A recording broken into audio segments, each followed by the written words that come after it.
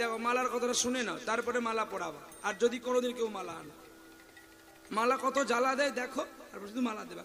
দেখো মালাটা এখন ভগবান কৃষ্ণ গোষ্ঠগোত্রে খেলা করছে।